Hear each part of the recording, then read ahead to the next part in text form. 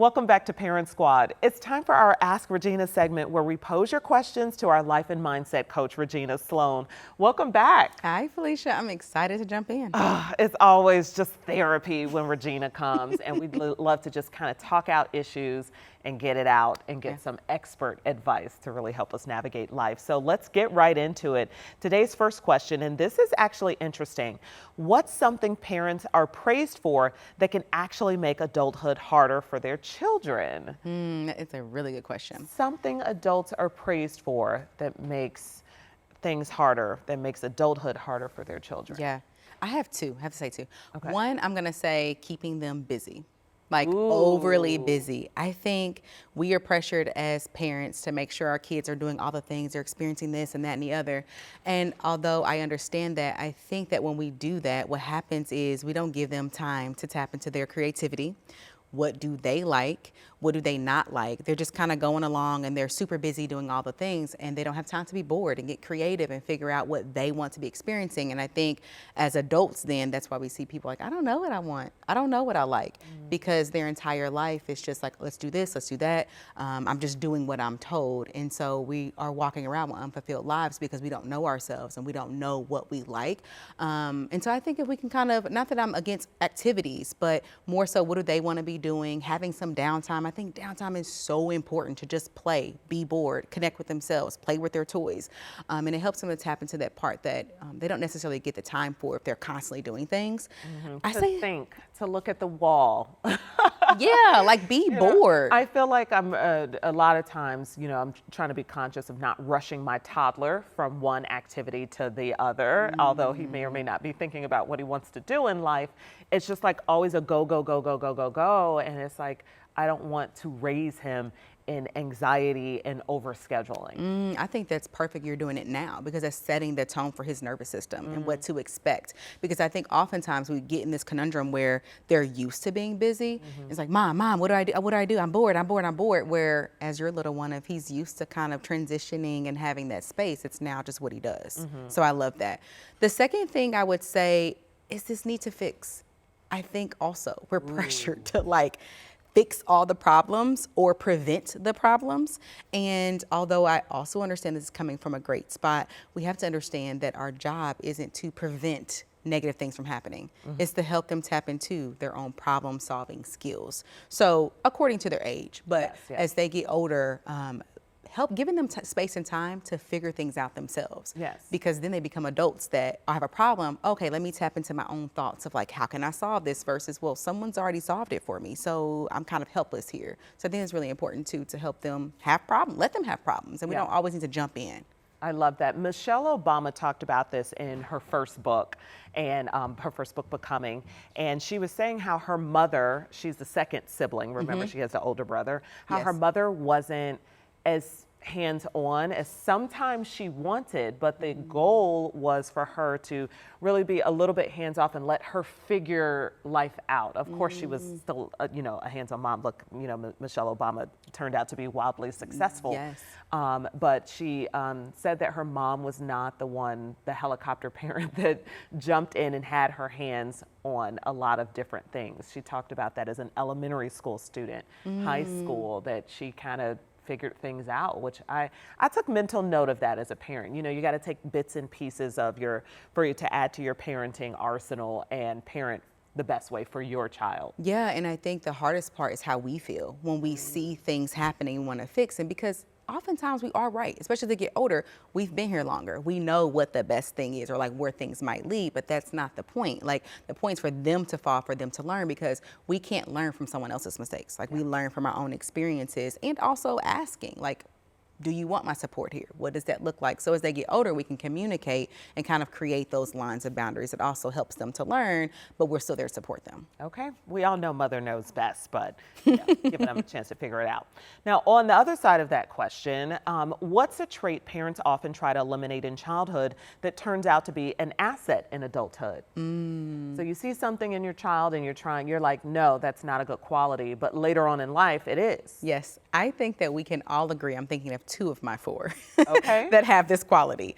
We name it different things, but that strong-willed, I'm gonna do what I wanna do, I'm gonna say what I'm gonna say. A lot of times we call that disrespect in many ways, because a lot of us come from childhoods where you didn't get to do that kind of thing.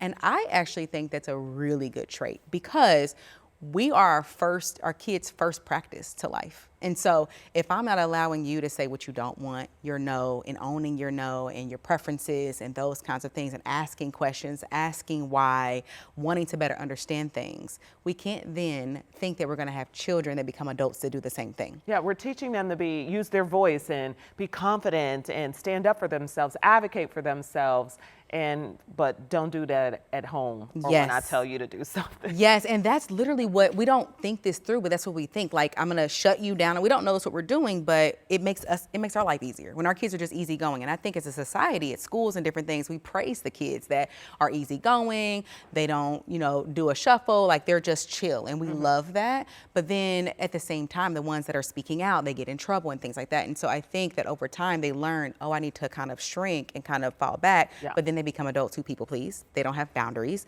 They allow people to do whatever. They don't advocate for themselves. So it has to start as a child. Yes. Was there a second one here that you were thinking of? No, I think that's we covered it well. Yeah, I think that's I think that's enough work for folks, because that is hard to allow your kids to, well, why? Well, I don't want to do that. And it's just easier to just do what you say to do. So just keeping in mind, this is going to work out well for them later. Love it.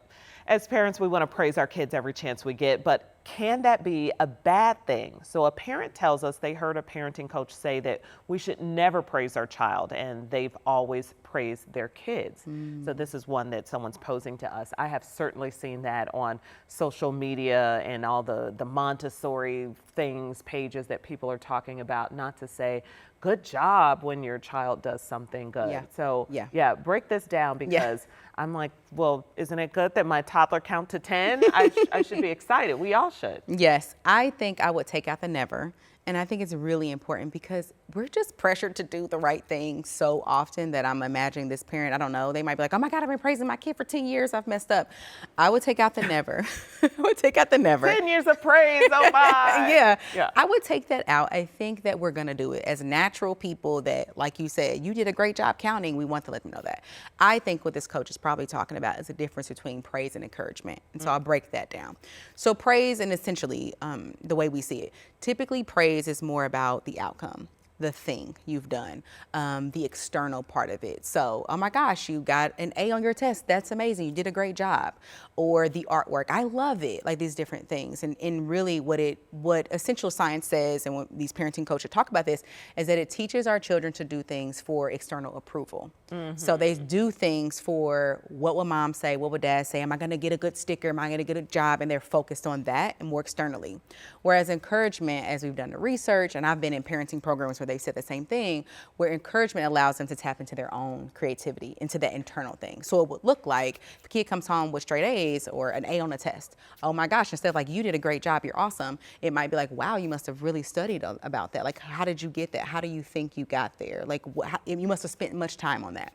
Or we have artists in our house. Anytime they have these big grandeur ideas, my first conundrum is like, oh my God, I love it so much. And I do that sometimes. But also I tap into okay, I see you put the orange over there in this piece, and it looks like you got a 3D thing. What were you thinking? What, you spent a lot of time on that. What did you like about that? So encouragement is really helping them to tap into, why do I like what I'm doing? And the reason why that's important is, again, they become adults that, what can I do to get other people to like me versus what do I like? What do I like about this process? So encouragement helps them to tap into the process of it. Yes. Because failure is important too. Yes. It sounds like we're trying to get kids connect to that internal worth, purpose, motivation.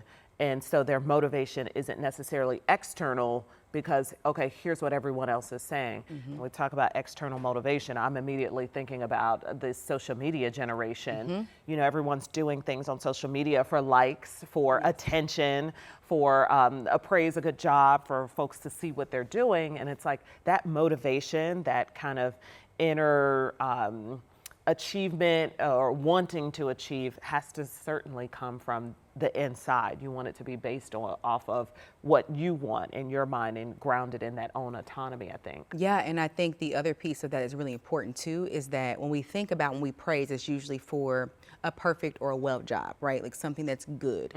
But in order to be successful and have a fulfilled life, we need to be able to lean into failures, lean into trying something and it not going the way we want it to go. Absolutely. And so when you praise, when you encourage the process, even when they fail, then all of a sudden we take this weight off of failure. We have a lot of adults who are very, very perfectionistic. They stay on the straight and narrow. They don't take risks. Especially our girls. Yes, because we've been taught like, oh, you did a great job, versus what was that process like? I don't know the woman's name who started the Spanx, the menstrual underwear company. Yes. But she talked about her father. Sarah something. Okay. Go ahead. They can Google it. Her father growing up around the dinner table, that's what they did. They celebrated fails. How did you fail today? What was that like? Wow. Because that is how we create success. We try things, we don't like it, it doesn't go the way we want, but if we're praising the outcome being this well put together thing, then we're training them to lean towards that versus what is it like to be creative and just lean forward and fail and figure it out. So encouragement helps them to think more of the process and how they feel while they're doing it. Yes. Okay. We have covered a lot in a short amount of time. We know that there is not a one size fits all. These are just kind of some different scenarios and different instances that families have needed some help. Maybe you can align with that and try to figure it out.